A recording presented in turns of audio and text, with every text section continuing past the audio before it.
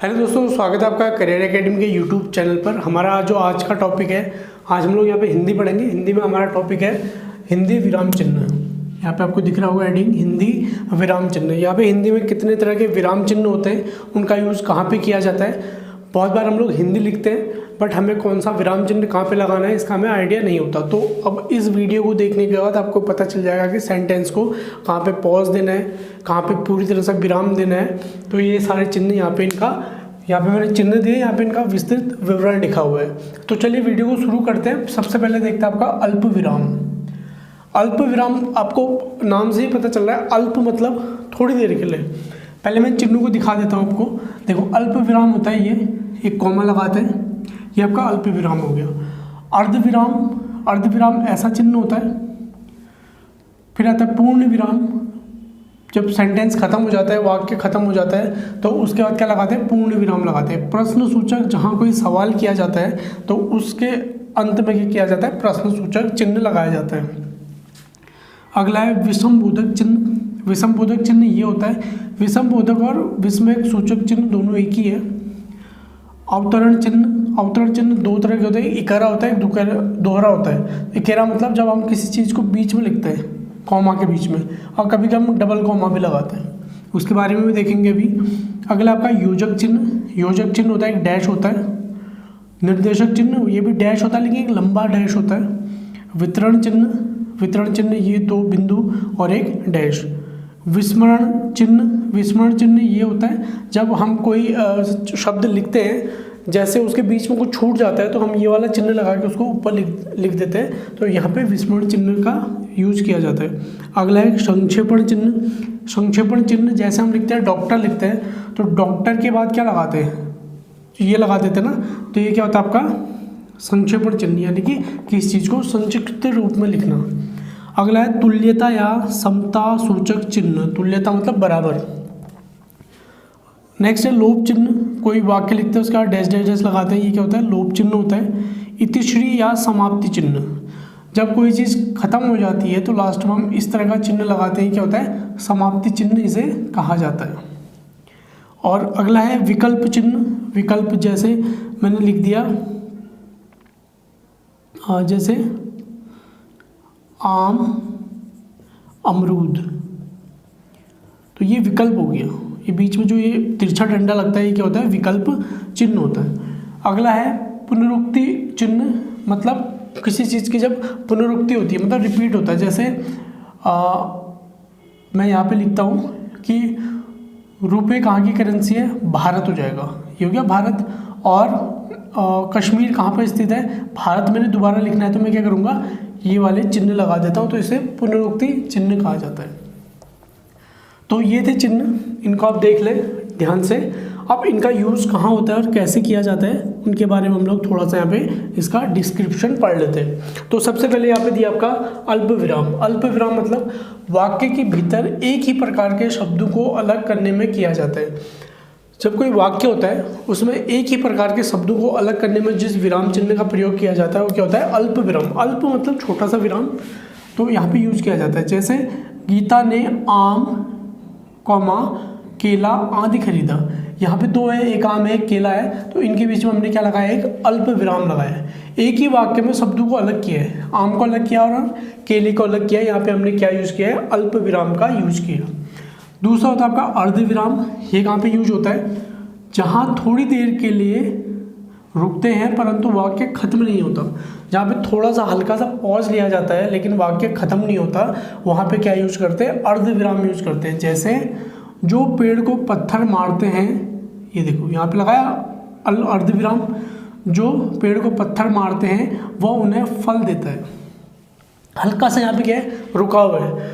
जो पेड़ को पत्थर मारते हैं वो उन्हें फल देता है। जब हम बोलते हैं ना, तो यहाँ पे क्या लगाया जाता है, अर्ध विराम का यूज होता है, जहाँ पे थोड़ी देर के लिए रुकना हो लेकिन वाक्य खत्म नहीं हुआ, यहाँ जाके खत्म हो रहा है।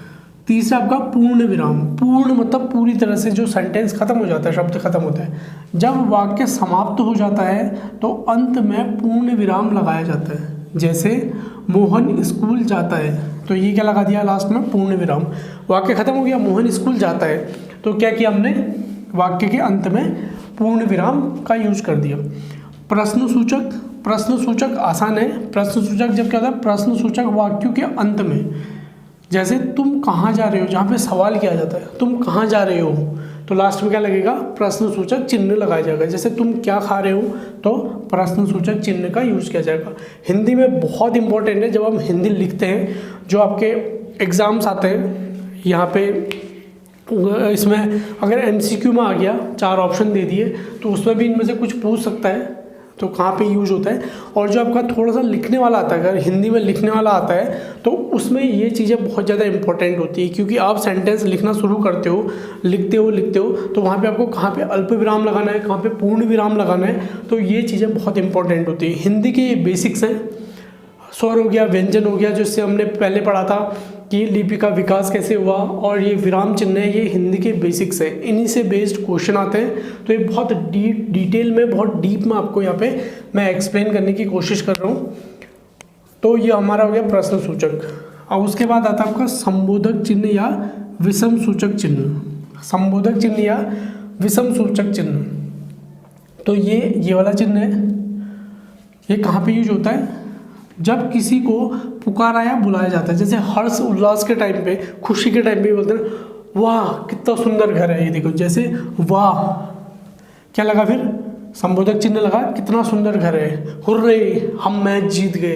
तो इस तरह के जो आपके शब्द बनते हैं, वाक्य बनते हैं, उनमें आपका संबोधक चिन्ह लगाया जाता है, यानी कि विस्मय सूचक चिन्ह का यूज किया जाता है। जहाँ पे खुशी आ रही है, आह कितना अच्छा घर है, वाह कितनी सुंदर गाड़ी है, तो यहाँ पे क्या हो रहा है, हर्ष आ रहा है। जहाँ पे हर्ष, शोक, उल्लास, इस तरह की स्थितियाँ बनती है, वहाँ पे संबोधक चिन्ह का यूज किया जाता है। नेक्स्ट, अवतरण चिन्ह। जब किसी के कथन को ज्यों का त्यों कहा जाए, जैसे किसी ने कुछ बोला हुआ, जब उस कथन को ज्यों का त्यों कहा जाता है, तब क्या लगाया जाता है, अवतरण चिन्ह लगाया जाता है। ये 2 तरह के होते हैं, एक होता है आपका इकारा, यानी कि एक ब्रैकेट में शब्द लिखना है, कॉमा एक के अंदर, और दूसरा होता है दोहरा, यानी कि डबल कॉमा के अंदर हमें शब्द को लिखना होता है। जैसे जब किसी कवि का उपनाम, पुस्तक का नाम, पत्र पत्रिका का नाम, लेखक या कविता का शीर्षक आदि का उल्लेख हो, तब क्या करते हैं हम, इन कॉमास के अंदर उसको लिखा जाता है। जैसे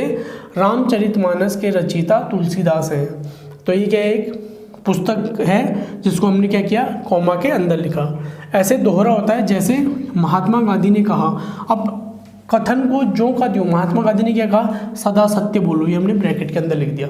कथन किसका था, महात्मा गांधी था। जब उस कथन को ज्यों का त्यों लिखा जाता है, तब क्या किया जाता है, इन इकेरा और दोहरे चिन्हों का यूज किया जाता है, जिन्हें क्या बोलते हैं, अवतरण चिन्ह कहा जाता है। तो अब देखते हैं, अवतरण चिन्ह तक हमने कर लिया, अब देखते हैं योजक चिन्ह से आगे को।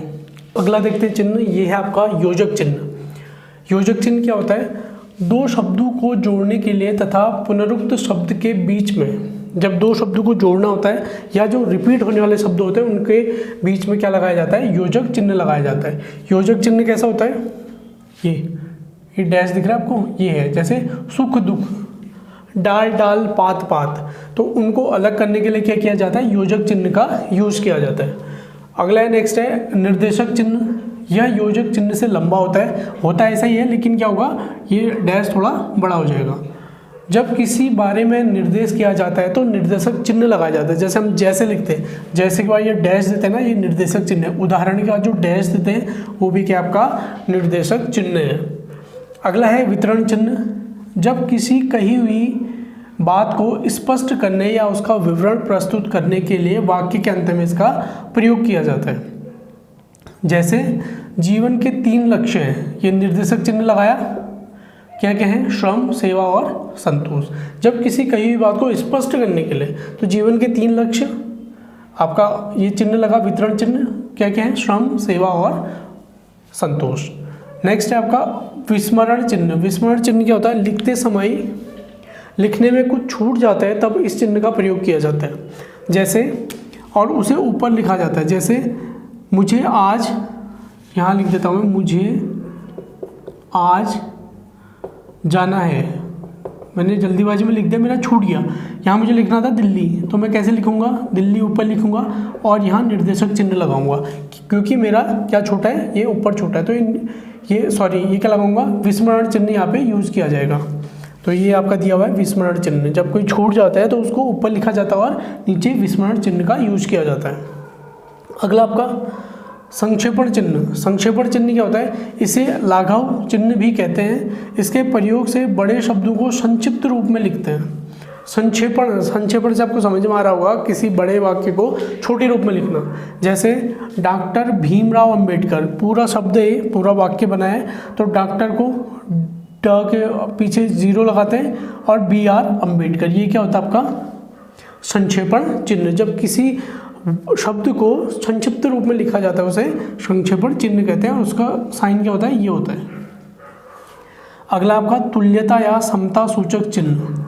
तुल्यता या समता सूचक का मतलब समान, किसी शब्द के समान अर्थ बताने के लिए, जैसे 3 धन 3 किसके बराबर होता है? 6 के बराबर। यहाँ 3 धन 3 ये बराबर है किसके? 6 के बराबर है। तो ये क्या बताता है? आपका तुल्यता या समता सूचक चिन्ह इसे कहा जाता है। कैसा होता है ये होता है तुल्यता और समता सूचक चिन्ह।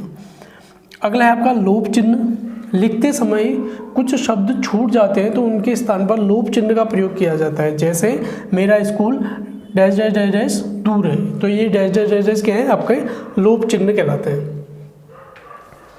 नेक्स्ट आपका आता है विकल्प चिन्ह। विकल्प चिन्ह, जो ये तिरछी डंडी होती है, विकल्प चिन्ह।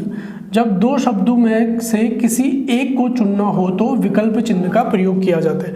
2 शब्द हैं, उनमें से एक का चुनाव करना है तो किसका किया जाएगा? विकल्प शब्द का, यानी कि दोनों सेम है। जो सदा रहने वाला है उसे क्या बोलते हैं? सनातन या सत्य।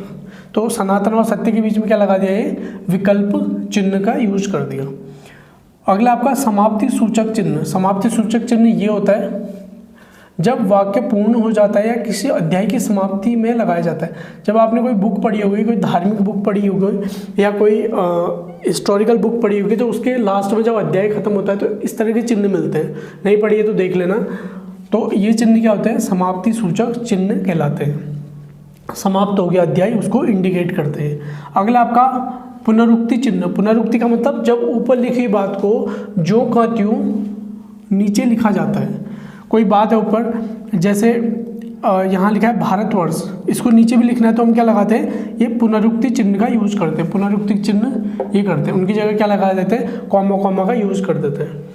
तो बच्चों हमने यहाँ पे 16-17 टाइप के हमने यहाँ पे हिंदी के चिन्ह पढ़े हैं, तो काफ़ी इंपॉर्टेंट है। अगर आप हिंदी पढ़ रहे हो तो आपको हिंदी के चिन्हों की नॉलेज होना बहुत ज़रूरी है। तो इसको आप देखें, इस वीडियो को अच्छे से देखना, कहाँ पे कौन सा चिन्ह लगता है, ये बहुत डिटेल में आपको मैंने यहाँ पे एक्सप्लेन कर दिया है। तो इस वीडियो में इतना ही, मिलेंगे नेक्स्ट वीडियो में। तब तक के लिए thank you so much, have a nice day, take care.